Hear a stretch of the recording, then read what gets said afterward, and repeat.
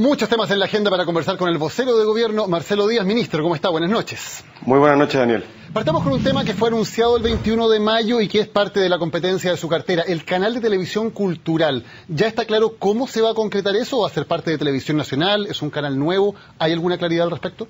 Estamos en eso. Tuvimos una reunión de la mesa pública donde se encuentran representados el Ministerio de Cultura, el Consejo Nacional de Televisión, el propio Ministerio Secretario General de Gobierno y también, por cierto, TVN, explorando dos cosas que son relevantes para poder poner en marcha este proyecto de un canal de televisión cultural. Primero, la estructura jurídica, es decir, si va a ser una estructura vinculada a Televisión Nacional a partir de su señal actual o de la nueva concesión, y también la dimensión presupuestaria, porque esto evidentemente tiene un costo y como queremos que sea un canal de televisión de libre recepción, sin publicidad, va a requerir un aporte del Estado. En consecuencia, yo espero que en los próximos 30 días podamos tener ya definida tanto la dimensión jurídico relación a la estructura como la dimensión del presupuesto de este canal. Pero este es un compromiso que efectivamente queremos poner en marcha con la mayor celeridad posible.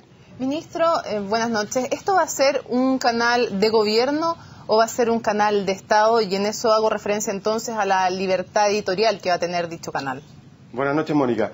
No, mira, se trata precisamente de que sea un canal del Estado. Lo que queremos es que haya una pantalla en la cual podamos ofrecer una vitrina para la creación cultural del país, que es mucha, que es vasta, que cada vez más prestigiada fuera de nuestras fronteras, pero también, por ejemplo, para la creación cultural de nuestras regiones. Por lo tanto, aquí lo que tenemos que hacer es una contribución para tener esa vitrina, esa ventana para la exhibición de nuestra creación cultural, pero que pertenezca al Estado.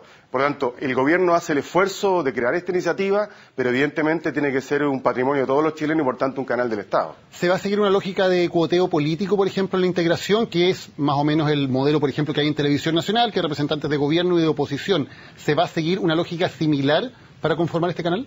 No, mira, nosotros hemos pensado primero que tiene que ser una estructura muy liviana en términos de costo y de base operativa, es decir, básicamente utilizar la infraestructura con la que cuenta hoy día Televisión Nacional, ya sea a través de su señal actual o de la segunda concesión. Creo que finalmente esta segunda opción es probablemente la más indicada. Y por lo tanto que tenga un equipo muy liviano que se dedique básicamente a identificar los contenidos de este canal a partir de la creación cultural que hay en el país. Hay que recordar que el Consejo Nacional de Televisión financia muchísimas iniciativas culturales, producción audiovisual de distintos lugares del país, de distinto tipo, y que hoy día simplemente no cuentan con pantalla, no se pueden exhibir en el cine, no son exhibidas en televisión, y por lo tanto esta podría ser una vitrina para aquello. Por cierto, tendrá que tener una línea editorial y tenemos que definir muy bien cuál va a ser el órgano, la instancia que va a definir la línea editorial del canal, pero vamos a procurar que responda primero al criterio que es un canal del Estado, segundo, a que refleje la diversidad cultural de Chile y también la diversidad regional, porque lo que queremos es que este canal también gatille o dinamice esfuerzos de creación cultural que no solo ocurren en la región metropolitana, sino que también en el resto de las regiones del país. Ministro, en otro tema, todavía el gobierno no ha nombrado al ministro secretario general de la Presidencia ni al director del Servicio de Impuestos Internos, tampoco al Contralor, al presidente del Banco Estado, la subsecretaria de Previsión Social, al embajador en Argentina, que era su cargo anterior, al director de la SECOM. Faltan 2 ministros de la Corte Suprema. ¿Qué pasa al respecto, ministro? ¿Es una buena señal tener tantos cargos vacantes? Mira, a ver, primero que nada hay que hacer una afirmación inicial. Y es que en Chile, afortunadamente, nuestro ordenamiento jurídico establece que cuando no está el titular, hay un subrogante que lo reemplaza con las mismas facultades y deberes que tiene el titular. En consecuencia, no hay un vacío desde el punto de vista de la gestión de los cargos. Es lo que ocurre en la Contraloría General de la República, que mientras no se designa uno nuevo, está la subrogante ejerciendo con total plenitud las funciones que le corresponden a ese importante órgano del Estado. Luego hay que distinguir, por ejemplo, en el caso del Servicio de Impuestos Internos, hay un proceso de selección del nuevo director o directora a través de la alta dirección pública que tiene sus tiempos y sus plazos. Y es un procedimiento que está regulado por la ley y que no depende exclusivamente del gobierno. Hay un proceso de concurso, de identificación a partir de quienes postulan de los nombres que luego son sometidos a la decisión de la Presidenta de la República para ser nombrados. En otros casos, Corte Suprema, Contraloría General de la República, no solo participa el Poder Ejecutivo, sino que también el Legislativo. Por lo tanto, hay que construir acuerdos que permitan reunir los votos que se requieren en el Senado para poder proceder a su designación. Y nosotros estamos en ese camino. De hecho, hoy día la presidenta designó al nuevo director general de la PDI, de la Policía de Investigación, un cargo de tremenda significación y relevancia en la perspectiva de los temas que tenemos, los desafíos que tenemos en materia de seguridad pública, y vamos a proceder a hacer todas las designaciones que sean necesarias. Pero lo que hay que tener claro, yo creo que hay también ahí un cierto intento de hacer de esto un tema del debate político, de la reyerta política, que nos parece incorrecto. Porque las instituciones están funcionando. Yo le escuchaba hoy día al presidente de Renovación Nacional decir que la ministra subrogante de la SECPRES lo está haciendo muy bien. Y eso es lo que nos importa, que quienes estén a cargo de las distintas reparticiones públicas lo hagan muy bien, mientras no se nombra al titular. Y eso es parte de las facultades que tiene la presidenta de la República, y por lo tanto, insisto, el gobierno está operando con total normalidad, y eso es a la espera de que se designen a los titulares también con toda la normalidad que corresponde. Pero, ministro, es bastante inédito un escenario en que un cargo tan importante, recordemos la Secretaría General de la Presidencia es el encargado de llevar adelante la agenda legislativa, la agenda de probidad, sin ir más lejos, esté ya 9 días sin un ministro titular. Se entiende que alguien tiene las facultades legales, que puede firmar, pero no alguien que tenga el respaldo político que significa ser un titular. Salvo el caso de la ministra de Salud, que también ocurrió en este gobierno, en gobiernos anteriores no había ocurrido que se tomaran plazos de 1 semana, 8 días, 9 días para designar un ministro. ¿Qué explicación política hay para una demora que no es lo normal en este tipo de casos?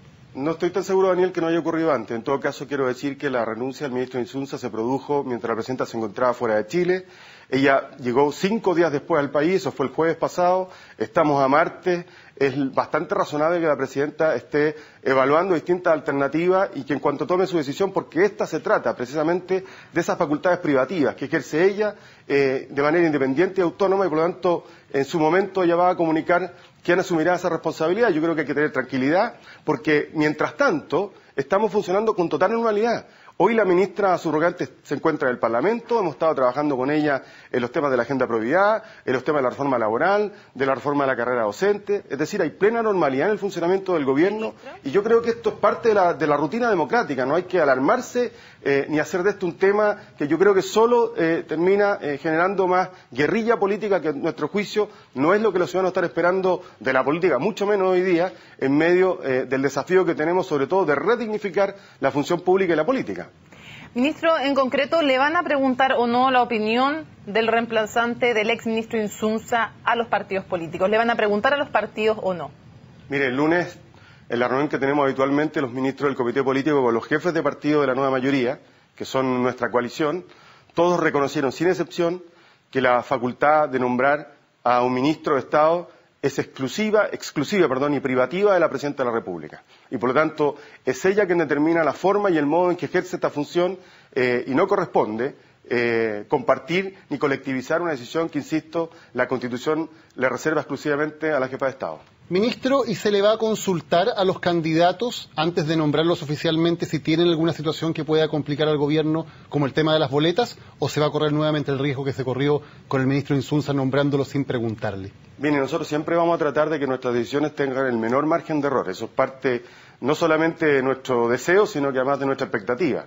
Y sin duda se van a tomar todas las medidas que correspondan, pero lo dijo la presidenta, lo dije yo, nosotros no tenemos ni queremos tener ningún organismo que nos permita tener facultades intrusivas en la vida de las personas. Por lo tanto, hay aquí un principio de buena fe, de entrega de la información, y creo que lo que ha ocurrido sienta precedentes también respecto de cómo se produce ese diálogo entre la presidenta o el jefe de Estado, porque esto no solamente rige para hoy, sino que regirá para siempre, con quien eventualmente sea invitado a asumir una responsabilidad tan relevante como ministro de Estado. Así que yo creo que son elementos que van a estar presentes, sin duda, en la toma de decisiones respecto a este tipo de materia. Pero, ministro, no hablamos de facultades intrusivas, sencillamente de preguntarle, por lo menos a la persona a la que se va a designar en un cargo, si tiene alguna situación complicada, porque el ministro Insunza dijo que a él nadie le preguntó, sencillamente lo llamó la presidenta Bachelet y lo nombró en el cargo. La pregunta es, ¿se le va a preguntar a la persona que sea la elegida? Perdón, Daniel, pero yo quisiera precisar, porque además fue lo que el propio exministro Jorge Insunza dijo, es que él había hecho presente un conjunto de antecedentes, y este en particular, aquel que provocó finalmente su renuncia, no había sido objeto de una entrega de información por parte de él a la presidenta de la República. Hay un acto de reconocimiento de un error que el propio exministro Jorge Insunza cometió y que yo creo no debiese volver a ocurrir. Desde el punto de vista ético, ¿a usted le parece incorrecto lo que hizo el ministro Insunza? No me refiero el no comunicar estos antecedentes, me refiero al hecho en sí de mantener una asesoría, una empresa minera, mientras era diputado y presidente, además de la Comisión de Minería. Quiero saber si para el vocero de gobierno esto, desde el punto de vista ético, aunque sea legal, es incorrecto o no. Mire, yo quiero decirle al respecto dos cosas. Al poco tiempo de asumir como diputado el primer periodo, me tocó ser parte de un debate en la Cámara respecto de la dedicación exclusiva a los parlamentarios, que terminó en que simplemente se prohibió, para el caso de los diputados que fueran abogados, litigar ante los tribunales de justicia. Y en ese debate yo fui partidario de establecer la dedicación exclusiva de la función parlamentaria, precisamente porque creo que, entre otras cosas, eso explica el nivel de remuneraciones que tienen los diputados, precisamente para que puedan, y los senadores también, para que puedan dedicarse de manera exclusiva a esa función sin tener otra actividad, por lo que significa en términos de dedicación y de consagración al ejercicio de la función parlamentaria, pero también de prevención de eventuales conflictos. Lo primero que quiero decir. Lo segundo es que, evidentemente, yo creo que aquí hubo un error. Creo que el propio exministro Jorge Insunza lo asumió y esa es mi opinión personal también.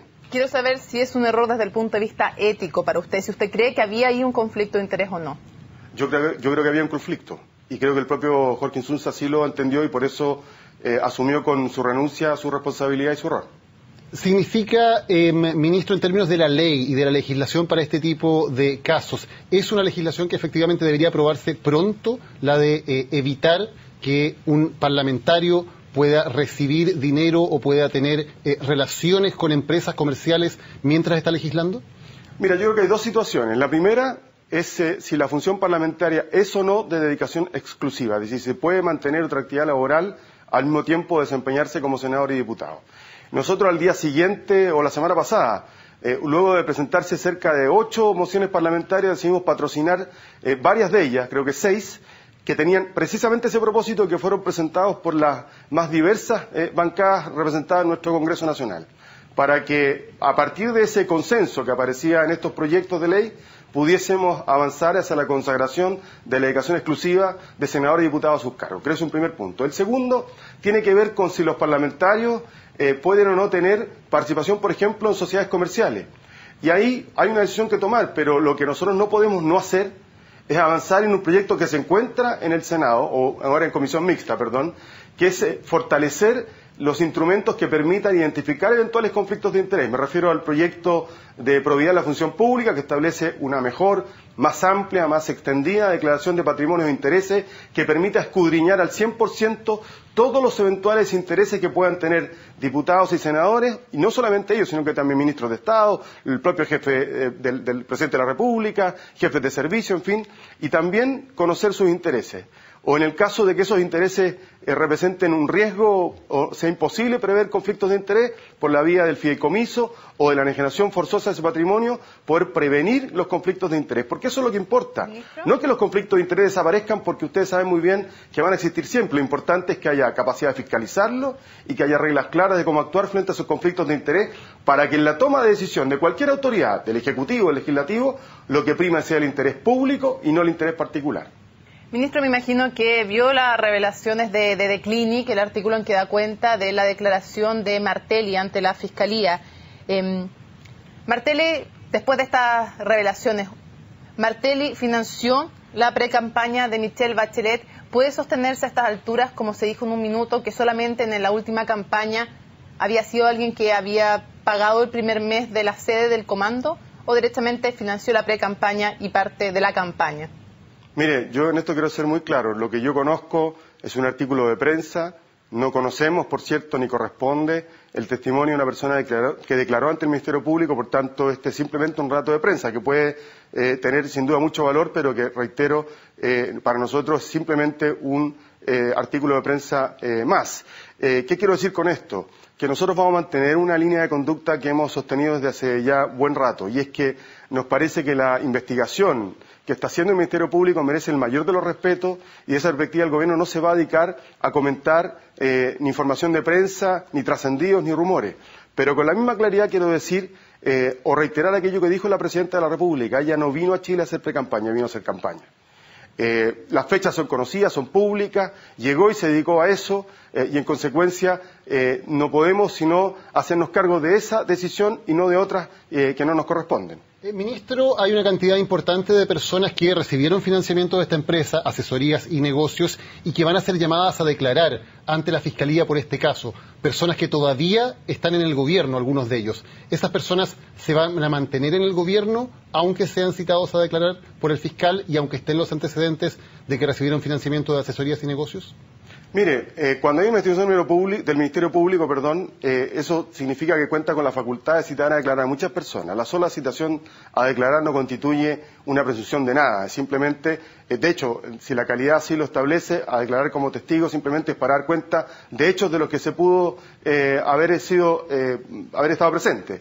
En consecuencia, yo creo que uno no puede tomar decisiones a partir de hechos de esa naturaleza. Lo que corresponde, insisto, es que el Ministerio Público haga su trabajo, que lo haga bien, que los demás respetemos y validemos ese proceso como corresponde en democracia, y eso es exactamente lo que nosotros estamos haciendo como gobierno. Ministro, ¿y si se cita a algún funcionario de gobierno a declarar como imputado ante la Fiscalía, esa persona tiene que irse o puede mantenerse en el gobierno? Bueno, yo no me quiero poner en hipótesis porque no me corresponde. Creo que a nosotros como gobierno nos corresponde actuar sobre hechos y trabajar respecto de las tareas del gobierno, pero no configurar decisiones a partir de hipótesis. Ministro, ustedes le han preguntado a todas esas personas que han aparecido en artículos de prensa sus nombres, ¿han chequeado si efectivamente ellos recibieron, varios de los funcionarios que están en el gobierno y cuyos nombres conocemos, si ellos recibieron efectivamente dinero de asesorías y negocio y finalmente entonces vía asesorías y negocio, dinero de SQM, por ejemplo, y del Grupo Angelini? Y se lo pregunto porque si es que ustedes lo hubieran consultado a ellos y tienen la respuesta, el cuestionamiento es con cuánta libertad pueden trabajar ellos en el gobierno si es que fueron financiados indirectamente por estas empresas. Mónica, mira, por cierto, yo no he hecho ningún tipo de interrogatorio de esa naturaleza, no nos corresponde como gobierno, y yo reitero, nosotros vamos a tener, respecto de la investigación que está haciendo el Ministerio Público sobre este y otros casos, el máximo de rigor y respaldo que sea necesario. Todo aquello que pueda contribuir al avance de esa investigación, que esté en nuestras manos hacer, lo vamos a hacer. Esa es la conducta que yo creo que los chilenos esperan también del gobierno. Porque lo hemos dicho desde el comienzo, aquí lo que estamos enfrentando es una crisis muy profunda de la política y requiere actitudes claras. Una de ellas es que dejemos que el Ministerio Público haga su trabajo. Que si el Ministerio Público decide formalizar, serán los tribunales de justicia los que finalmente tendrán que pronunciarse, en este y otros casos. Y nosotros como gobierno tenemos una tarea ineludible, que es hacernos cargo de provocar transformaciones legislativas, administrativas e incluso políticas respecto de esa crisis, precisamente para poder generar instituciones más sólidas, más solventes, más transparentes, que sean capaces de recuperar la confianza de la gente. Esa es la responsabilidad que tiene el gobierno. Lo demás está entregada a otras instituciones a las que nosotros respaldamos plenamente. ¿De verdad usted sostiene que al gobierno no le corresponde saber si sus funcionarios públicos recibieron financiamiento irregular para una campaña? ¿No les corresponde saber si los informes por los cuales boletearon o facturaron eran certeros y necesarios o eran informes, por decirlo en un lenguaje más coloquial, trucho? Porque eso va más allá, perdón, ministro, va más allá de lo legal, va en lo ético. Cuando un funcionario es público, su trabajo no es parte de su vida privada, menos si es que hubiera potencialmente irregularidades. Me pregunto si no es tema del gobierno consultárselo a quienes ejercen en el presente funciones. Es que el punto está, Mónica, lo que tú mismo planteas, dice potencialmente irregulares. Y no somos nosotros los que nos corresponde calificar, menos cuando hay una investigación abierta en el Ministerio Público, la Fiscalía. Ese es el punto de fondo, que nosotros tenemos un país que tiene instituciones, que tienen una tarea bien delimitada en la propia Constitución, que tienen leyes precisas que regulan lo que unos deben hacer y lo que otros deben hacer. Entonces, para establecer si esas presuntas irregularidades, como tú bien lo señalas, son tales, a quien le corresponde al Ministerio Público, no al gobierno. Nosotros tenemos que hacer lo que nos corresponde como gobierno. Sé que esto requiere un enorme esfuerzo, porque lo hacemos en medio de una profunda crisis de confianza de los ciudadanos, lo hemos dicho y lo hemos reconocido.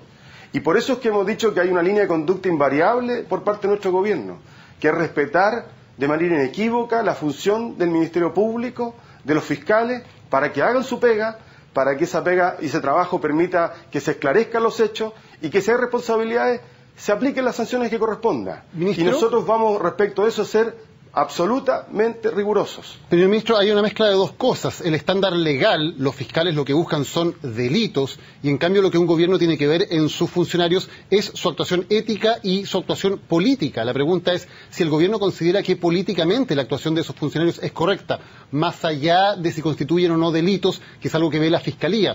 Pero el gobierno tiene una función que es completamente distinta a los fiscales y a los jueces, que es determinar si la conducta política de sus funcionarios es o no la correcta. Esa es la pregunta.